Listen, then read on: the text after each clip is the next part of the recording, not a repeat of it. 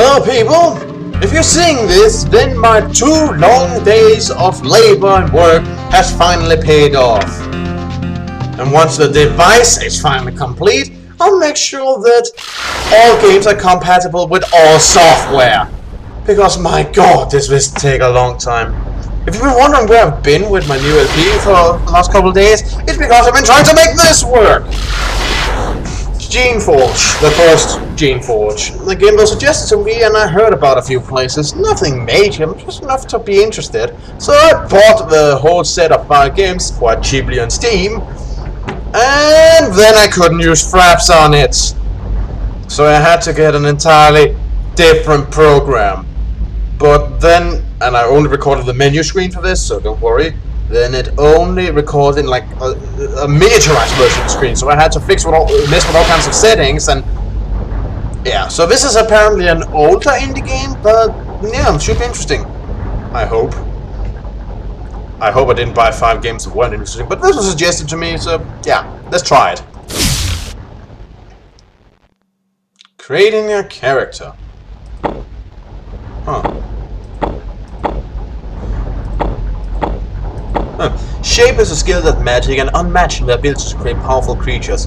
However, they're physically frail. A shape will have to rely on its creation for protection. Guardians are defenders of the shapers.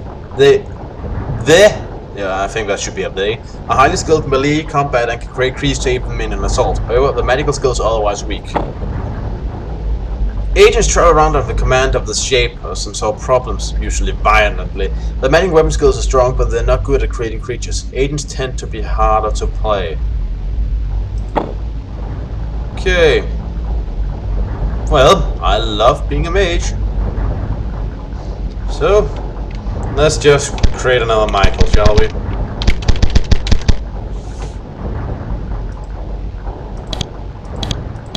Oh, I get to choose my color.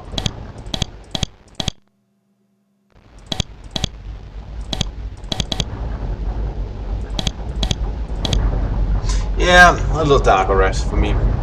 Now, click on skill name for description. You start with 15 bonus skill points you can spend now, all there to customize your character. Let's see. Improves your chance of hitting.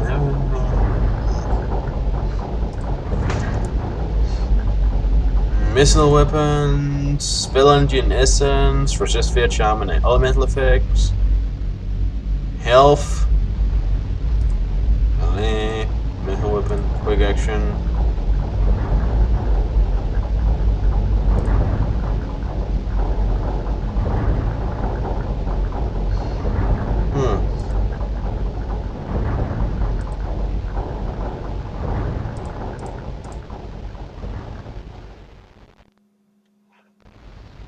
Okay.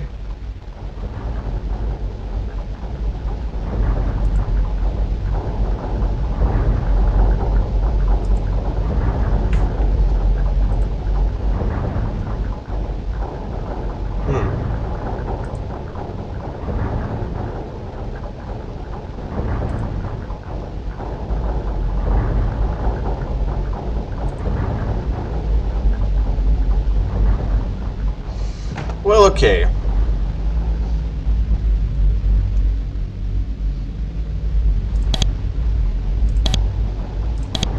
Let's make me good in leadership.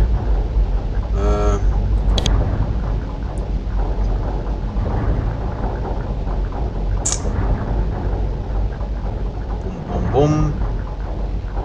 Spellcraft and luck. No idea if this is good, but okay, let's try.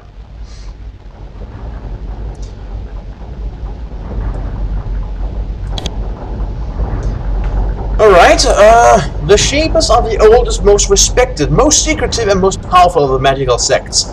The Shapers have the power to magically create life. Interesting. The Shapers can make new life forms from nothing but raw materials and pure magic. They can mold this life to serve their purpose, be it light housework or major warfare. The Shapers guard the secrets of their powers very closely. To learn the techniques without permission is to court a speedy death at the hand of a guardian in the day or an agent in the night. After years of work, study and testing, you have finally been accepted into the Shapers. You will spend your life advancing their will and delving into their secrets and powers. However, none of those secrets have been shared with you yet. First, you must complete your apprenticeship. You must spend 5 years out in a shaper colony on a remote island, watching their work and aiding their research. Okay, fair enough, I suppose.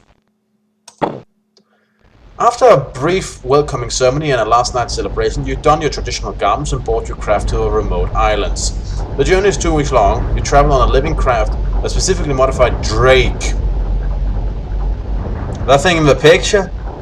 Boy, I mean, that's probably nice enough if it's a sunny day or something like that, but imagine if it like starts raining or something. That would suck. Which will carry you through rough seas to a destination. Yeah, rough seas. Sounds lovely. After a week's journey, you pass close to a small chain of islands. You consult your chart to find that one of them is named Sukia Island. It is marked on your chart as barred. Shapers declare places barred for a variety of reasons. Experiments gone wrong, dangerous accidents, valuable secrets. Whatever the reason, any outsider in a barred place is punished with instant death.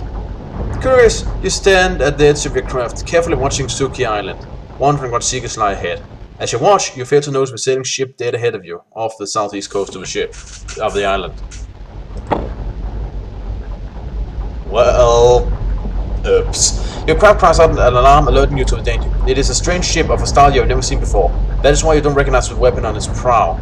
It fires a long spear at your craft. The razor-sharp bow strikes your Drake in the neck. It roars an anchor and breathes a bolt of fire at your attacker. It strikes your sail which sets them alight. The battle takes only seconds. Your living craft founders, mortally wounded, dropping you into the water. Your goods and tools sink into the depths. You attempt to swim to the surface. Your battle knows that the ship which attacked you is aflame and having extreme difficulty. Your whole being is consumed with the struggle to reach the shore. Your strength is not enough. You start to sink, but with one last effort your living craft sets you. Bleeding from its neck, rapidly dying, it manages to lift you with its head and carry you to the crumbling dock. Then it dies. It sinks away. You're left alone, abandoned on this forbidden shore. You're alone on Suki Island. Oh damn it, that sounds like such a nice creature. And why the hell were I attacked, I wonder? Huh. That's weird. Poison is dangerous. Well, this seems a bit basic, but okay. Welcome to Geneforge. These early sections are a tutorial, which will help you get started. Select your character by clicking on it. Click on a spot on the ground to walk there. Okay, seems simple enough. Oh hey, I got glowing red eyes of doom! That's always nice. Now entering crumbling docks. What will you... You stagger off of the dock, weakened to the point of collapse by a desperate swim here. After a few minutes, you manage to regain enough of your senses to look around. You're on the south coast of the island you saw before your craft was slain. However, apart from the fact that this isle was declared barred by your people, you know nothing about it. Sorry about that. The structure around you are ruined and crumbling. You would guess that they have been abandoned for at least a century, probably two. Islands are generally barred because of a failed experiment and the presence of horrible rogue creatures. Fortunately, except for the lapping of the waves on the bases of the dock, all is quiet. If you're going to be devoured, it won't be soon. Well, ain't that fortunate. But you're still stranded here and desperately weak as well. Fortunately, the beach stretches off to the east. Maybe there's something useful here. Right. Now, just excuse me a moment. I just need to make sure the recording still... Everything appears to be in order. Just want to be sure. Get comfortable with moving your character by heading down to the right. You can also select your character by drawing a box around it. Move the cursor onto the terrain, hold the mouse button down, and move the cursor to make a selection box. Yeah, okay, that's pretty basic.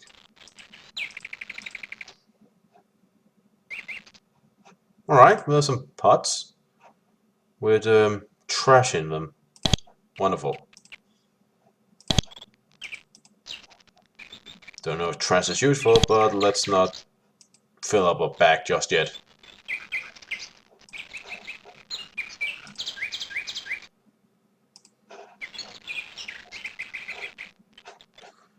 Okay, seems simple enough. You're currently walking east. In Geneforge, the upper right is north, marked with an N, and the upper left is west.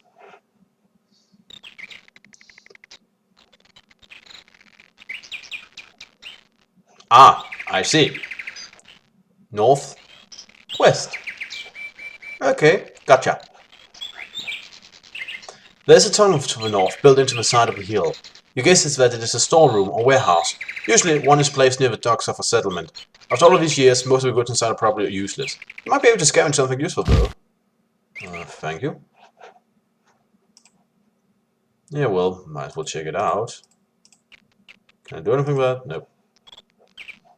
What are all these things on here anyway?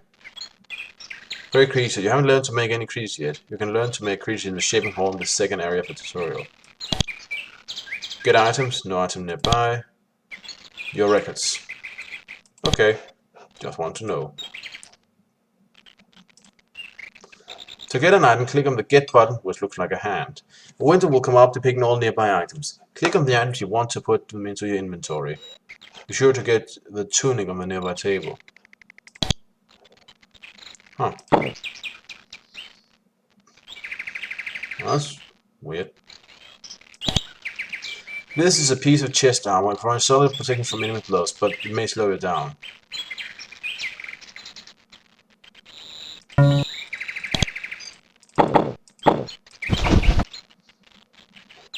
I'm currently wearing a tunic. Let's see, a basket.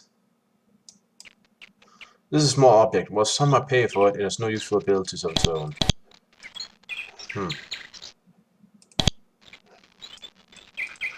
It's a bit weird. I would think that normally you would have to, click on actual items, but that's apparently only for things you want to investigate. I suppose if there's a lot of items in the area, it could make things easier, so maybe that's why they choose to do it like this.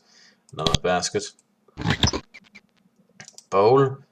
Most people in shepherds try to eat food with a simple bowl and spoon. The shepherds are concerned with much more lofty pursuit than mere cuisine. But good cuisine is a worthy purpose.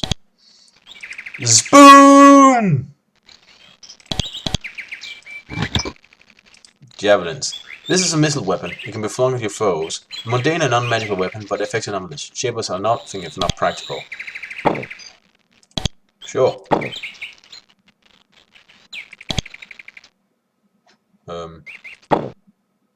Okay. Guess I can launch them at people if need be. Bones. As you are now, this was once. And this is now, soon you will be. Ominous. Think down, and to the left is a door. Stand next to it and it will open. Not all doors are open automatically though. Sometimes you need to pull a lever to open a door. Sometimes the lever are secured and you need a key to unlock them.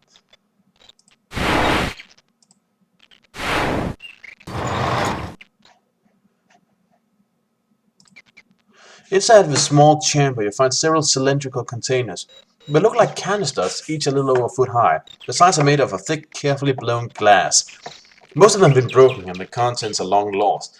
One of them, however, is still intact. Inside you see a glowing fluid. It swirls and moves about, seemingly under its own power. It looks like it is, in its own way, alive. It's alive! It's alive! It probably is. You've never seen anything exactly like this before, but you've seen similar objects. The shapers can contain fluids filled with life energy, which heal or synergize those in need. This must be something like that. There's a small section of fragile glass on the top. If you break it with the palm of your hand, the substance will come forth and energize you. In your weakened state, it seems hard to resist.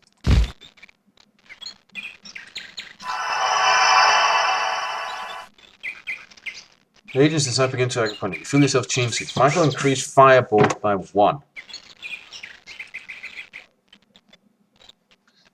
Does that mean I learned something? Instructions. Okay. Yeah, okay, that's switch to combat. I guess this is if I... Right. I have no idea. There's an office to the west. The shelves on the wall have nothing on them but dust. The box in the corner, however, might contain something useful. Click on the box or case to search. Okay. What's this over here? Cloak. This is a gun which can be worn over a suit of armor or breastplate. Shapers are generally fond of heavy robes and dramatic cloaks.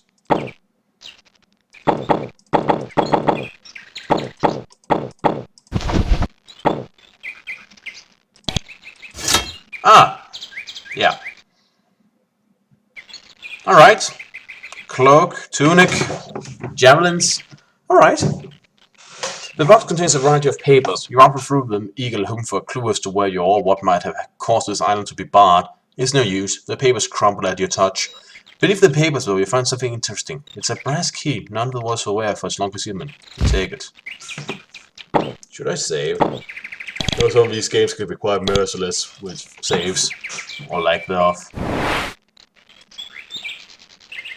What are you, strange flame? Right. Was there something over here? Nope. Alright. I think I got the grasp of this.